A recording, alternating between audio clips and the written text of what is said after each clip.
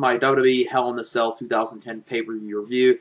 As far as this pay-per-view overall, it was more or less what a lot of people were expecting going into this pay-per-view. You only had 2 weeks of pay-per-view build up for this event, so you knew you weren't going to get a great event, so it was more or less a throwaway pay-per-view in my opinion, where you had a few memorable things like Paul Barrett turning on Undertaker, John Cena joined the Nexus.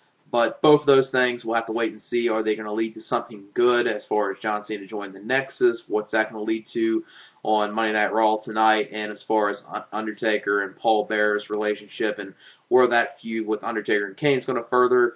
And as far as the matches on the pay-per-view, I would say you had one very good match, which second pay-per-view in a row, in my opinion, the United States title actually was the best match of the night. So it's actually good saying for a pay-per-view in WWE that 2 pay-per-views back-to-back, the mid-card title, the United States title, is actually starting to try to get a little prestige. Now, just as long as they have Daniel Bryan hold on to this title for a while, they can actually make the mid-card title something prestigious yet again. As far as the other matches on the pay-per-view, really nothing completely terrible on it. The only match I would say was passable and I could have cared less about was the Divas match with Michelle McCool versus Natalya, which actually was going on to be actually a pretty decent women's match. The only thing that ruined it was Layla's involvement at the end of the match, and the match ended in disqualification. So back-to-back, Night of Champions at Hell in a Cell, you were actually going on to have 2 pretty good women's matches on pay-per-view. Not excellent women's matches, but 2 pretty solid women's matches. But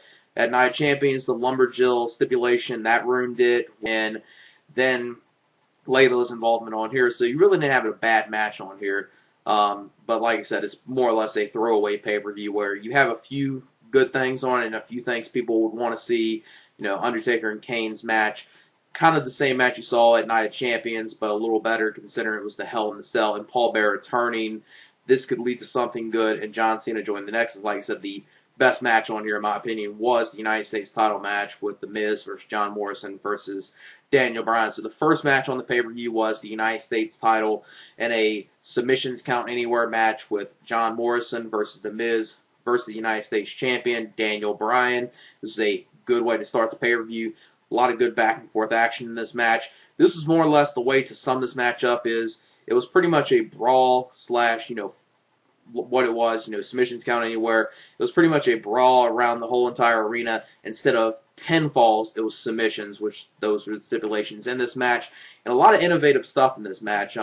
Liked one part in this match, John Morrison and The Miz, they were up in the stands, and there was the railing, and The Miz put John Morrison in a variation of the Dragon Sleeper. At one point in this match, Daniel Bryan and The Miz did some good stuff on the cage, not on the cage, but on the top of the stage. John Morrison did some very innovative stuff in here. He did a lot of good stuff in here. And the end of the match comes when on top of the stage, you see John Morrison. He has The Miz and the Texas Cloverleaf. Alex Riley comes out there pretty much saving The Miz so The Miz won't have to tap out. John Morrison, and then he throws John Morrison, then Daniel Bryan throws Alex Riley off the stage pretty much into that cameraman. Then Daniel Bryan, he goes up to The Miz, trying to put him in a submission maneuver. Miz fights it off first, then Daniel Bryan ends up finally putting him into the label lock, and The Miz taps out, and I would say a 3.5-star match. A very good way to start the pay-per-view, and in my opinion, the best match on the show was the opening match here with Daniel Bryan versus John Morrison and The Miz. Very good stuff. All of them worked very well with each other, and really good way to start the pay-per-view, and very entertaining match. Like I said, 3.5 stars. Then the next matchup was Sheamus versus Randy Orton in a Hell in a Cell match for the WWE Championship, and this is more or less the type of match you've seen with them two before. Thankfully, in this match, I know I wasn't the only one. I know a lot of other people were kind of worried that this was going to be one of those Hell in a Cell matches, kind of like what Randy Orton's match was at last year's Hell in a Cell, where he pretty much had a match inside of Hell in a Cell, which was just a regular wrestling match. They actually utilized the cage in here, and I would say, these two have pretty good chemistry now. They cannot put on classic matches or, match of the year candidates or anything like that, but they put on pretty solid, enjoyable matches. And Thankfully, this time, this is the third time they took on each other this year on pay-per-view, first being at the Royal Rumble, which ended, I think, in a count-out or disqualification. SummerSlam, it ended in disqualification. This time, you actually finally had a winner, actually finally ended in a pinfall. Towards the end of the match, you saw, in this match, Sheamus, he hit 2 bicycle kicks. Actually, before he hit the second one outside the ring, Randy Orton was going for the punt kick. Sheamus got out of the way, hit the bicycle kick, got him inside the ring, only got a 2 count.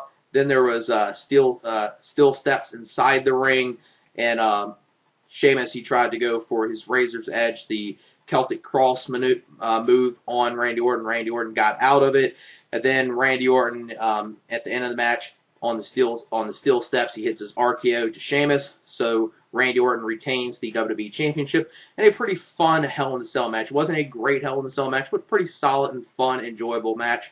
3 stars, and it was for what it was pretty entertaining, I would say. Then the next matchup was, well, actually before the next matchup, you saw Alberto Del Rio. He came out here, he cut a little promo. Edge came out there. Them two shared words back and forth with each other. Then Jack Swagger came out there, and Jack Swagger and Alberto Del Rio pretty much beat down Edge. Then Michael Cole did his little bullshit where I got an email from the anonymous GM, and it read, Edge, tomorrow night on Monday Night Raw, which is tonight, you'll have to apologize to the anonymous GM for what you did last week and making it official, Jack Swagger versus Edge in a pay-per-view match on Hell in a Cell right here. And this match, when it got announced on here, I was looking forward to it. I was thinking, man, this is going to be something very good and possibly could be a show stealer.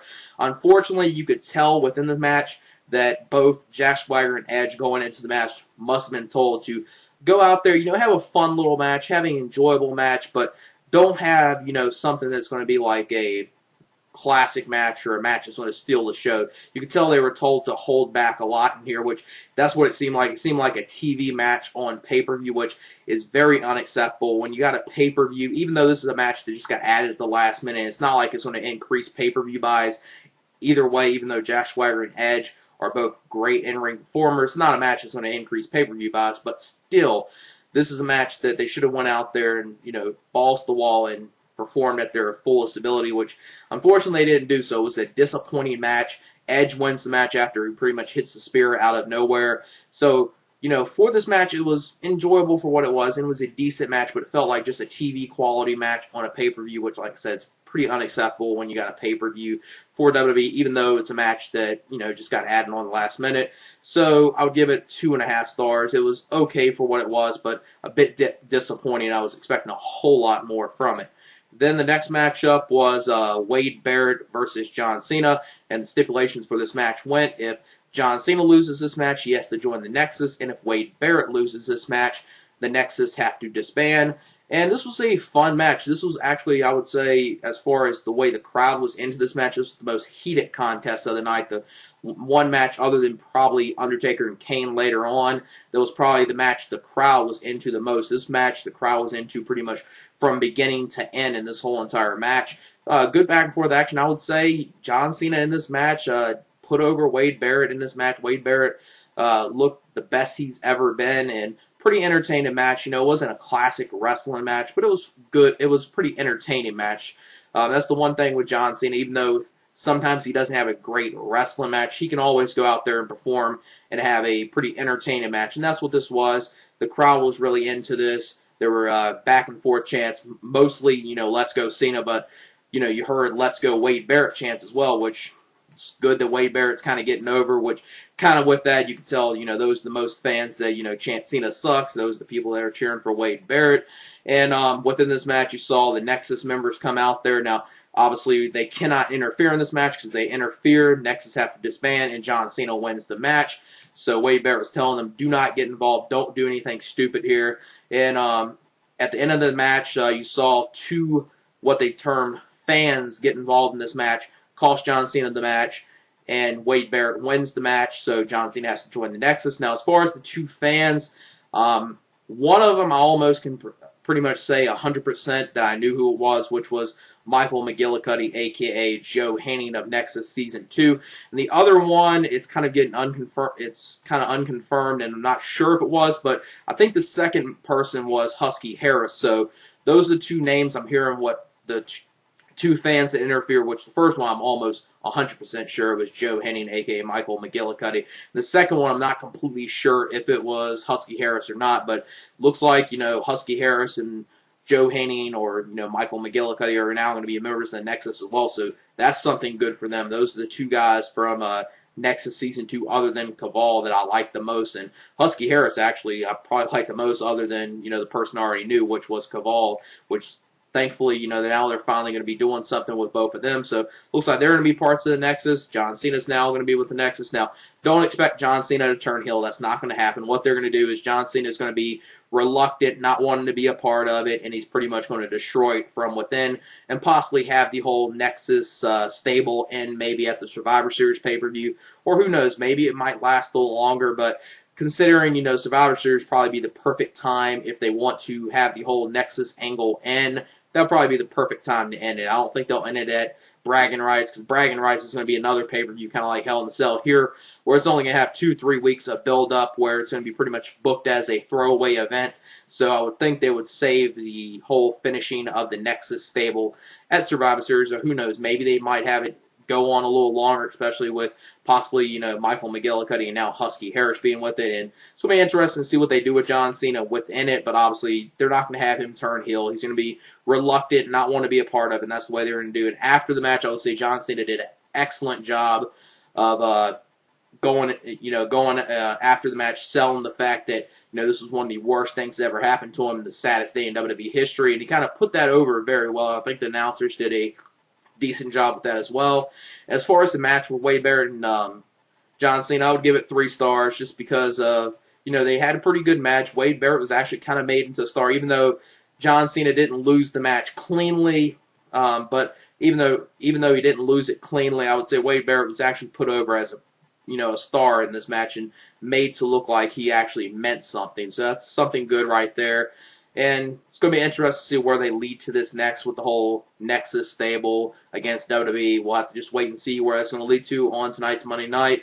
And as far as the match, I would give it probably 2 3/4, maybe 3 stars. It was good for what it was. It wasn't an excellent match, but like I said, it was an entertaining match. Then the next matchup was the Unified Divas Championship match with Michelle McCool versus Natalya. And this was actually going on to be a pretty good women's match. You saw some good back and forth action. I was really getting into this. Then they had to end this match in probably the worst disqualification ending I've probably ever seen. The match ends with Layla throwing her shoes in the match, and the match gets in disqualification. When she threw the shoes, Natalya had Michelle McCool and the sharpshooter in this match, and I was hoping that Natalya was going to win here. I knew she would, and they ended in probably the worst way they could, which was the DQ finish. So that kind of hurt the match. For what it was going on to be a pretty good match, but the ending killed it for me with the DQ finish, and probably the worst DQ type of finish I've ever seen. And I would give it 1.5 stars. If it wasn't for the DQ finish and would have actually had a better finish to it, it could have been one of those women's matches that could have actually got, close to 2.5 stars. So it was going on pretty good. It was a pretty good women's match, and I'm a huge fan of Natalya, so it's good seeing her get showcased on a pay-per-view. I'm just hoping they continue showcasing her. The other women's wrestler I'm a huge fan of that doesn't get used in the way they should, which is Gail Kim. I know a lot of people know I'm a huge fan of Gail Kim, so hopefully they try to use her at some point, but it's good seeing Natalya Neidhart get showcased on air. It was a pretty decent women's match for what it was. Like I said, the ending with the disqualification was the thing that hurt it for me, though. And then the main event was for the World Heavyweight Championship and a Hell in a Cell match, Undertaker versus Kane. And this was pretty much the same type of match you saw at the Night of Champions pay-per-view about 2 weeks ago. But I would say the Hell in a Cell gimmick of this match definitely helped it a whole lot.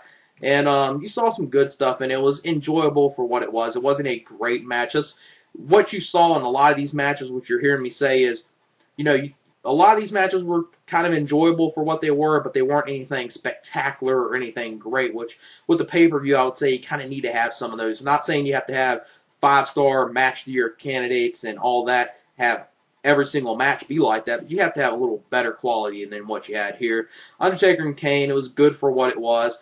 The ending of it, some people might say was kind of cheesy, but it fits in with the whole Undertaker being, the supernatural stuff and all that type of stuff, where at the end of the match, Paul Barrett, he gets in the ring because not Undertaker, but Kane hits the tombstone, only gets a 2 count. He gets pissed off to the ref, disbelief that Undertaker kicked out there, knocks the ref out. Then they have to open the cage. Then Paul Barrett gets in there. Then Paul Barrett gets in the ring. Kane pretty much forces him to get in the ring. And then he opens up the urn, lights go out and stuff, and pretty much, I guess, selling that Paul Barrett took the soul of Undertaker, and now he's aligning himself with Kane. Kind of cheesy ending, but it fits with Undertaker's character and the whole supernatural stuff. They've done this type of stuff for a long time. I know some people might say, it's a little cheesy, kind of stupid ending, but it fits with the Undertaker character. So at least it fits with the Undertaker character. Makes sense right there. So Kane retains the championship. After that, he gets the urn from Paul Barrett, hits Undertaker with it, and then hits a choke slam to retain the championship. And I would say maybe a 2 3/4 star match. It was a decent match for what it was. It was a whole lot better than their match at Night of Champions. Like I said, the Hell in a Cell gimmick really helped them out, and they did utilize the cage, which was something good, seeing that in both of the Hell in a Cell matches they did utilize the cage in the match, which thankfully they didn't do what they did last year, because I remember a match last year, Randy Orton's match, didn't even utilize the cage. So both matches utilized the cage, did some good stuff. Now, the one thing most people are going to complain about, you didn't see blood in this match. Well, you did see Kane get a cut in the back of his head in this match. He got busted open the hard way, but other than that, you didn't see blood in either of the Hell in a Cell matches, which I know some people like. In these type of matches, I'm not one of those people that say you need blood all the time, but in a Hell in a Cell match, in a brutal match like that, you kind of do need it. And it's one of those times WWE should, look past the no blood policy and say, let's just do it for this. Just use it on special occasions. And Orton and Sheamus didn't need it. I would say Undertaker and Kane possibly could have helped out even more if they would have had some blood involved in it, other than, Kane's little cut he had on the back of his head where he was bleeding a little in the match, but that was busted open the hard way. As far as the pay-per-view, I'll probably give it a 6 out of 10. It was pretty much a throwaway pay-per-view from WWE, but had some entertaining stuff with it. It's going to be interesting to see what they do with John Cena, how they're going to do the whole him join the Nexus. Obviously, they're not going to have him turn heel. I know a lot of people will love to see John Cena turn heel, but it's not going to happen. Don't even expect it to happen. Paul Bearer turning on The Undertaker. Kind of saw that coming a little bit, because I did mention that in my preview. I thought, either Undertaker was going to win the title, or if he did lose, Paul Bearer would cost him and screw him in the match, which that ended up happening.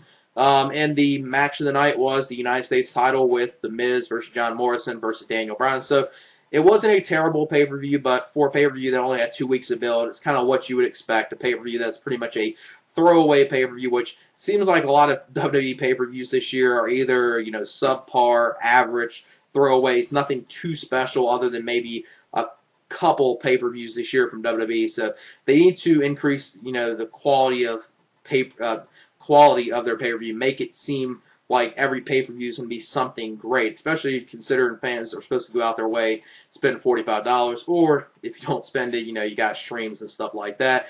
But WWE needs to go out their way to, either, make sure the pay-per-view quality is the best they can do, lower the number of pay-per-views. I think is the one option they need to do at some point. And I think with some of these pay-per-views, especially Hell in a Cell, only having 2 weeks of 2 weeks of build for the pay-per-view, I expect a very low buy rate. And if some of these gimmick-based pay-per-views, which they need to stop doing so many gimmick-based pay-per-views and so many pay-per-views every single year, and I think they might get that message at some point, because if the pay-per-view buy rates are very low and not to what they used to be, WWE is going to have to change their way they model their pay-per-views and the way they put together and book their pay-per-views at some point or another, unless they just want to, keep doing this until they get really bad buy rates.